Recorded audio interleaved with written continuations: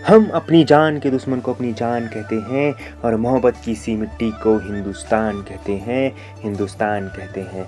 जो दुनिया में सुनाई दे उसे खामोशी कहते हैं और जो आँखों में दिखाई दे उसे तूफ़ान कहते हैं, उसे तूफ़ान कहते हैं।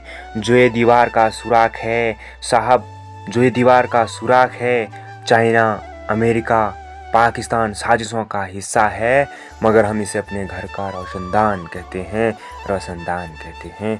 परम सम्मानित यहाँ पर उपस्थित सभी देशभक्तों, सभा में उपस्थित सभी गणमान्य व्यक्तियों, मैं राकेश सिंह देश प्रेम और राष्ट्र निर्माण के उपलक्ष्य पर आपके सामने कुछ अपने विचार साझा करना चाहता हूँ।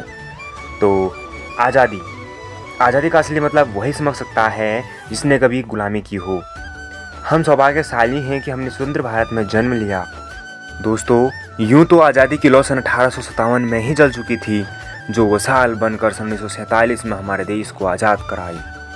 प्राचीन, मध्यकालीन और वर्तमान भारत के उदाहरणों को देकर स्पष्ट करना चाहूँगा कि हम जब फिरंगियों के फेरे में फंस चुके थे तो रंग दे बसंती के एक नारों पर टोले के टोले मनाते थे और उनके वंदे मातरम के नारों से खून में आने वाला 5-5 डिग्री का तूफान अंग्रेजी शासकों की जड़ों में तूफान ला देता था।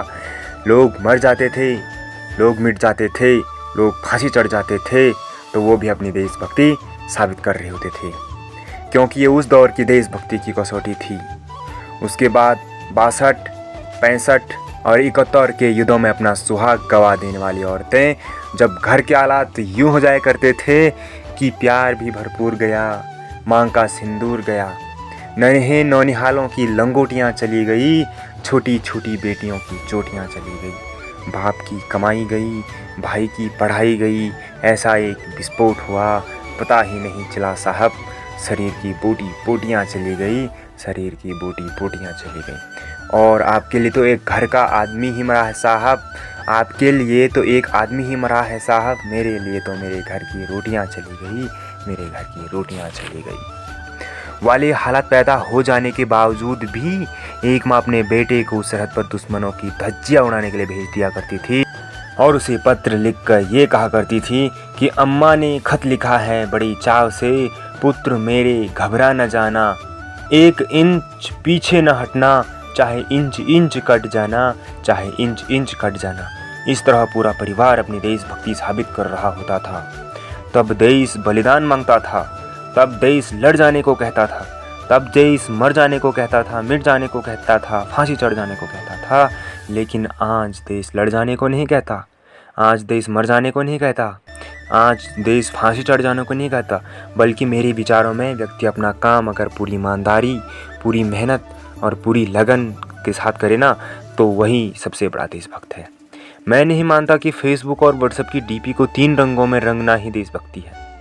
और यदि आप कहेंगे कि साल में 2 बार हाथ में तिरंगा ले लेने से ही देशभक्ति साबित हो जाती है, तो मैं पूछना चाहूँगा कि फुटपाथ में रहने वाला वो बच्चा जो ट्रैफिक की छाँव में नंगे पाँव में अब जब तिरंगा बेच रहा होता है, तो क्या आप इसे उसकी देशभक्ति कहेंगे? ये उसकी देशभक्ति नहीं साहब, उसके पेट के भूख की शक्ति है जो उसे ऐसा करने पर मजबूर करती है। क्योंकि न मस्जिद को जानते हैं न शिवालयों को जानते हैं, न मस्जिद को जानते हैं न शिवालयों को जानते हैं जो पेट के भूखे होते हैं ना साहब, वो सिर्फ भोजन के निवालों को जानते हैं, भोजन के निवालों को जानते हैं। और जाओ देशद्रोहियों से जाके कह दो, अगर तू परिंदा है तो ये आसमान तेरा है, अगर तू परिंदा है तो ये आसमान तेरा है, अगर तू दरिंदा है तो ये शमशान तेरा है।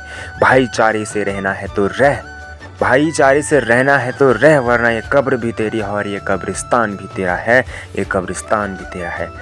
हम एक ऐसे समाज में जीते हैं जहाँ पत्थर की मूर्त के सामने 56 भोग लगाए जाते हैं और भूखे नंगे तड़पते लोग भूखे सो जाते हैं।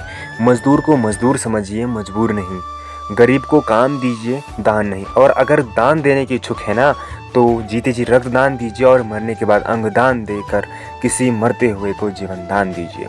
यही से सच्ची देशभक्ति है और यही सच्चा राष्ट्र प्रेम है। अंत में मैं यही कहना चाहूँगा, मेरा हिंदुस्तान महान था, महान है और महान रहेगा। होगा हौसला सबके दिलों में बुलंद तो एक दिन पाकिस्तान भी जय हिंद कहेगा।